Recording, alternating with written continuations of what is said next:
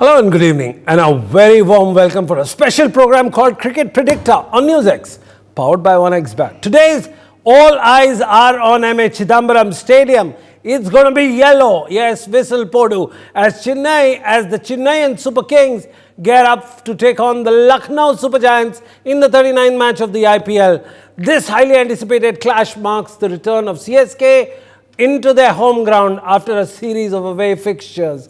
Yes, it's a rematch for both teams, with Chennai looking to avenge their previous loss against Lucknow, who emerged victorious in the last encounter. In yesterday's action, Rajasthan Royals secured their third consecutive win of the season by defeating Mumbai by 9 wickets. Jaiswal stole the show with an unbeaten century, guiding his team to victory. Let's shift our focus for today's showdown between the CSK LSG, where both teams will be eager to make their mark, and LSG holding the slight edge in the head-to-head encounters so far. CSK will be looking to turn the tables and secure a crucial win on their home turf. Will they be able to do it? Well, we've got three amazing high-profile guests with us, high-powered, high-energy. First of them is Paul Dinette, David Brooks from London, and Sadaran Vishwanath from Bangalore.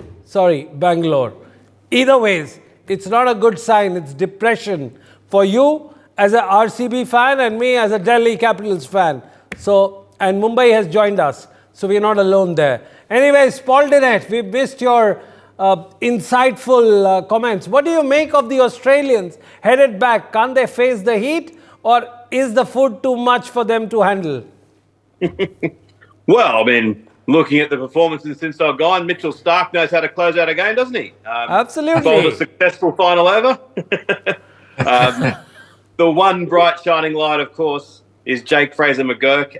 It's amazing that in Australia there's this debate as to whether he should be in the Australian side for the World Cup. Yes. He should definitely be in the Australian side for the World Cup. But that's not the question. The question is, what's going wrong with them that they're headed back? Is it the Titanic ship sinking and they're saying, okay, we've had enough of the violin and the musicians at the Titanic? Well, I think they're just getting ready for the World Cup. They've got to prioritise the playing for Australia, much to the frustration of the Indian fans. But if you're speaking specifically about Mitchell Marsh, I think it's sad. He seems to have been a little bit injury prone over the years. Once he starts to get a bit of a run on, as he has been doing recently, he does get injured. So let me get the Englishman here in this room. David Brooks, I mean, he can defend till the last over of any sin that the Australian players would commit. David Brooks, do you agree to the statements Paul Dinette is making? Well, Paul was very even-handed, referring to that famous last over of Mitchell Starc. What did it go for? 20. Putting it in this, how many? 20. Yeah, 20. That's why you earn the big bucks, isn't it? I mean, there has been, I understand why Fraser McGurk is mentioned. He looks very promising. But yeah, Mitchell Marsh and Glenn Maxwell, well, they've got time to reflect on their IPL experience and get ready for their World Cup campaign. Well, that's a good point. Which will be top of their priority list. Coming back to yesterday's game, Sadaran Vishwanath, the famous wicket-keeper of yesteryears. In fact, he was the first rock star, maybe second after Farooq Engineer. Am I right, Sadaran Vishwanath? You seem to have quite a popularity in your heydays. Coming back, Yashasvi Jaiswal, were you impressed with the way he was belting sixes as if he's in a training arena? Well, I did mention previously that Yashasvi Jaiswal is looking good, is looking comfortable, his body language was excellent. And yeah, he played some fearless cricket yesterday. He knocked off 104 runs in 60 balls. 9 fours and 7 sixes. And along with Josh Butler, they got off the Rajasthan Royals to a very busy start. And then Sanju Samson and Yashasvi Jaiswal just cruised home. They had a wonderful century partnership. And yeah, they beat Mumbai Indians very comfortably. Well, that's a very precise argument and a very nice observation here. I have a larger question, and I'm going to put it to all three of my panelists. Paul Dinette, we start off with you, and the question is very simple. You've got Jasprit Bumrah, top of the leading wicket takers. You've got Virat Kohli, arguably the greatest batter, and also the leading run scorer for in the IPL. Just imagine their plight. Both the team are at the bottom of the food chain. How does a player manage to come out of the rut and say, hey, I'm going to motivate myself and go on and bowl that world-class spell? Paul Dinette. Well, I think in the case of Jasprit Bumrah, he's demonstrating in every game. Admittedly, last night probably wasn't his best performance, but I just keep on looking at every day. I look at the best economy rates in the tournament, and he's still at number one, 6.4 runs per over in a tournament where 9 runs per over is half decent, and it's a tournament where the fast bowlers especially are getting blasted all over the shop. So that's correct. He's the best bowler in the world. Absolutely. Virat Kohli. David Brooks, your favorite topic in the last 30 years is to lie and talk about Virat Kohli. You tell me. Yes, that's what we see on the screen right now, the runs. Yes, go on. Class wins out. The cream rises to the top. Another such phrases springs to mind. If you just regard the last innings of Virat Kohli's, well, I think he was, I tend to agree with Mr. Raj Kumar in his comments yesterday. There was some doubt about that dismissal. Leaving that aside, he's been one of the leading run scorers. He's shown his quality. Just going back to that game yesterday, Sunil, if I may, the captaincy of Hardik Pandya really concerns me now. I understand why they're talking about that on the streets of India. It doesn't seem to have a grip on the team. There seems to be many captains placing the field. I can see panic in his eyes, not delivering as a batter or bowler. And I worry about that now. Is that one of the reasons for Mumbai Indians? I'm going to rephrase. After listening to your argument, I'm going to rephrase the question on to Sadanand Vishwanath. Sadanand Vishwanath, we have RCB, perhaps the worst team in IPL, with the greatest batter. You have Jasprit Bumrah, a legendary bowler with an ordinary looking side with great promise. And you have one of the most talked, promising skipper change in between, and he's not performing at all. And he seems to be a pedestrian. Now, what do you make of this? I completely lose it. Just help me put together the jigsaw puzzle. Well, I'll try to help you put the pieces of the jigsaw puzzle together, but I don't want to be a critic. Because you played it at the best of the... You played it at the topmost level. You played it with one of the greatest players, and you've been a part of the BCCI. If you won't, who would? Go on. Okay. So then I'll try. See, Jasprit, Virat, and all the other names that you mentioned are all superstars, and they've all done exceedingly well for their franchise. So we can't really criticize them because come as they are, come as the man, they've done their best, and they are trying to take the team forward. So one can't really blame them because that's the name of the game. Another day, another game, and these boys are enjoying themselves, and they are certainly using the IPL to gear up for the World Cup. So I wouldn't really, criticize them too much, Sunil. I think we should just enjoy the entertainment because this tournament is all about entertainment. Well, I started my presentation in the previous English, in the Hindi thing, talking about, when do we get solace from all our miseries? It is painfully excruciating for a Delhi fan, Mumbai fan, or an RCB fan like you. But coming back to Paul Dinette. Paul, let's shift our focus to today's match. It's very important. Chennai Super Kings should and will take the lead. Is it right to put it this way? Are they favourites? Well, I think it's the toss of the coin. I think I'm probably going to tip against them, but without much confidence. It is a crucial game because I'm looking at the table as we speak, and you don't want to go too early, but Rajasthan, Kolkata and Hyderabad do seem to have put a little bit of a gap on the rest of the field. Whoever wins today will join Sunrisers and Kolkata on 10 points. That's correct. If there's the thing actually, looking at the table, Mumbai in such a poor position, yet the punters here have still got Mumbai as a slightly more likely chance of winning the IPL relative to Lucknow Super Giants. And I think that's just the respect that Mumbai has earned because of their stellar performances year on, year out. Let me just interrupt you and get David Brooks here. David Brooks, for how long a fan like us should rely on the team's association and not on the performance? And second, it's just another day. Half the IPL is over if you come to look at it logically. What do you think of it? Well, I agree with your thesis, which is some of the teams with the best quality players are doing poorly. So you have to look at the leadership on and off the field to really get a handle on that. And that's why, there's questions to be asked about Mumbai Indians That's on correct. and off the field. In terms of today's match, it's a very close one to call. Yes. There's a lot riding on it, but I think the home advantage just tips me the way of CSK today. So I'll be on the other side of Paul in this one. Just the other side. I think there's a lot of batting. I think Moeen Ali strengthened the CSK team. I'd like to see more of Shivan Dubey. He looks like a quality player in the Yuvraj Singh mold. And, Hold on. Did you just mention Moeen Ali? David Brooks Yes. from London. David Brooks, your Englishman hasn't been performing. In fact, we are finding binoculars to trace where he is. What's the matter? Has he come back to England? Just take us through. Well, Moeen Ali's only had one match, and he hit 3 sixes what I saw in his last innings. So, and he only is given 1 or 2 overs to bowl. Absolutely. So he hasn't had much of an opportunity. Before we write, Johnny Bairstow, he may as well be on the plane home. It's not doing him any good hanging around now. He's been dropped from the Punjab Kings side. But Josh Buttler, he's shown his class. He really has shown his form. If I was putting an England hat on, I'd say he looks like he's given everything in this IPO, and he hasn't got much more to give. So you think very he honest might want of to you. rest before the World Cup. But I respect your candor. But somehow Livingston and the other Currans of the world haven't been able to. I agree.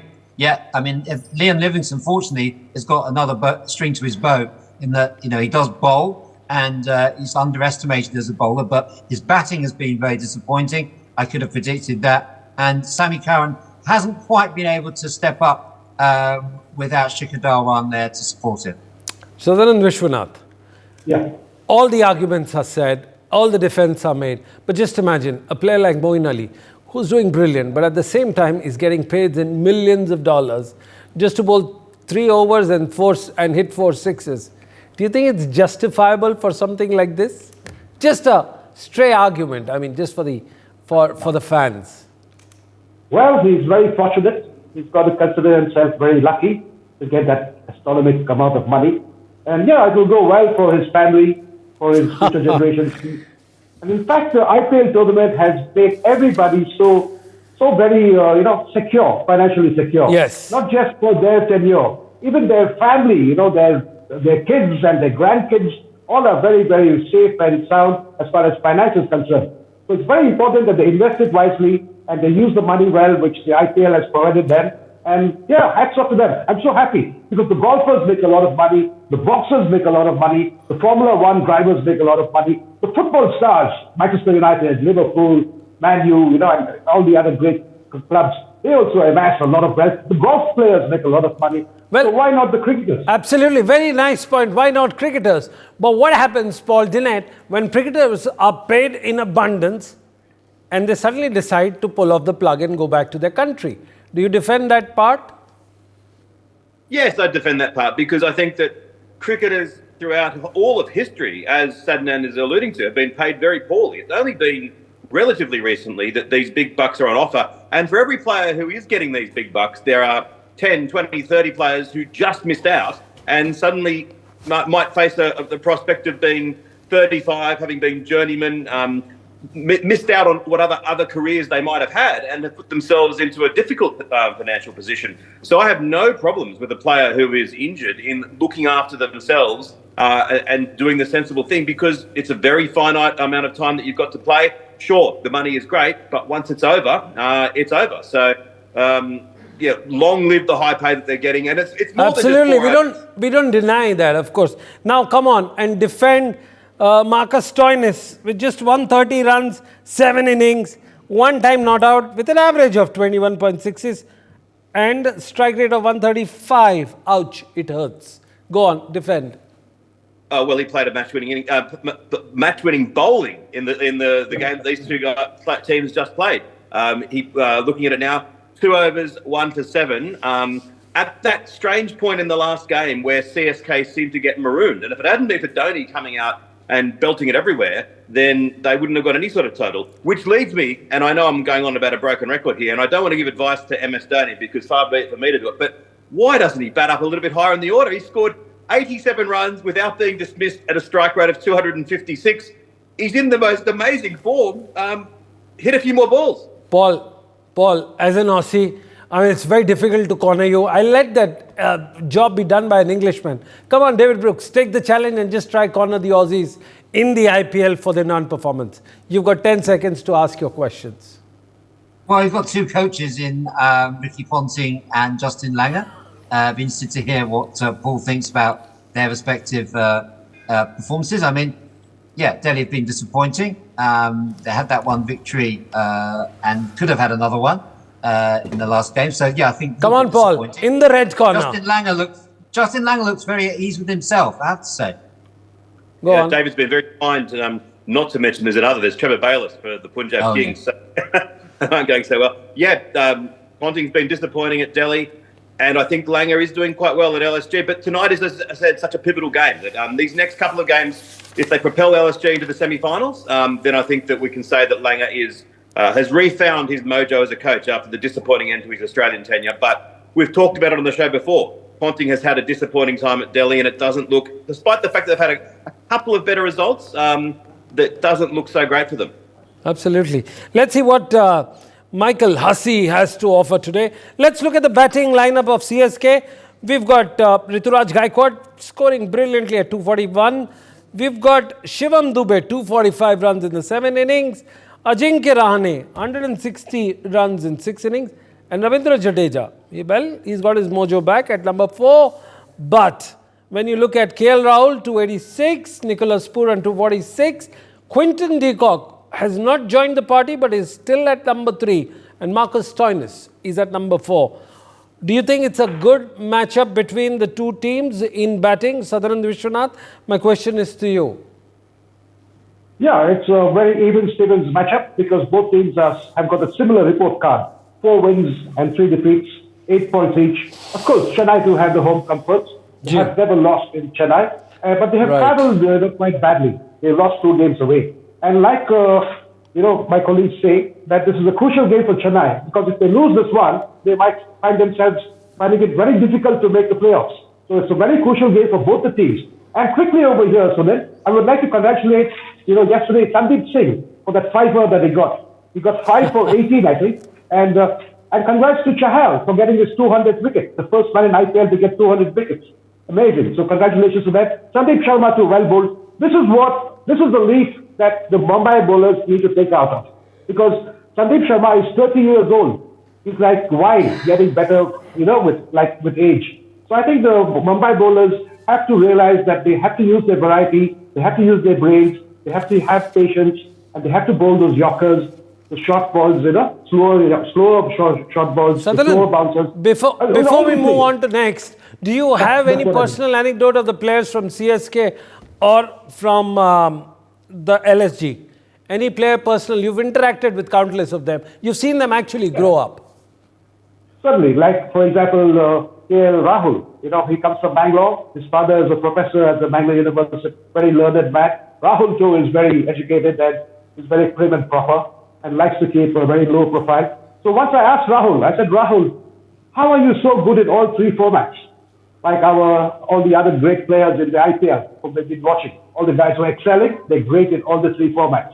It need not be that the T20 player is a good test player, but a good test player can be an excellent T20 player. That's what I mean. So Rahul just answered me with a very simple answer. He said, sir, I think I'm doing well in all the 3 formats because I'm enjoying it, and it's the same game. The game is the same. Maybe the rules and regulations, slightly they differ, but it's the same game, and that's the way I approach it. So that was a good answer from Rahul. Absolutely, good answer. Do you think that he'll make the cut for the World Cup? Your choice? Certainly. I mean, he is coming roaring back into form with that.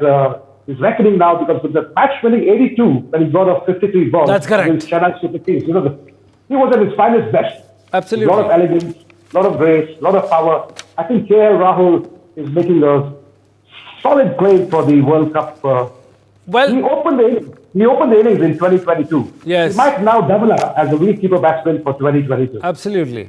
Well, it is a good sign that he's in a good form. But we'll come to the last part of our cricket predictor. I'll start off with Paul Dinette, go on to David Brooks, and then customary thing, Sutherland Vishwanath will go on to the close. Paul Dinette, what's your take today? Who's going to be your impact player? Any Aussies in the fray? Well, I hope Marcus Stoinis plays well, but I'm going to tip LSG because of Krunal Pandya and Nicholas Purin. I think Nicholas Purin's just in incredible form, one of the best players in the world. And Krunal Pandya, not just with the bat, but with the ball, has been extra special in this tournament. And he's right up there as one of the most economical bowlers in the entire tournament. And I'm narrowly favouring LSG today, but with no confidence. Well, David Brooks, what's going to be your choice? Because Nicholas Purin, according to Paul Dinette, is the pick. 246 runs, 7 innings. And 4 times he's been not out. So that is adding up to his average of 82, strike rate of 164, 1 half century. But that's conclusive.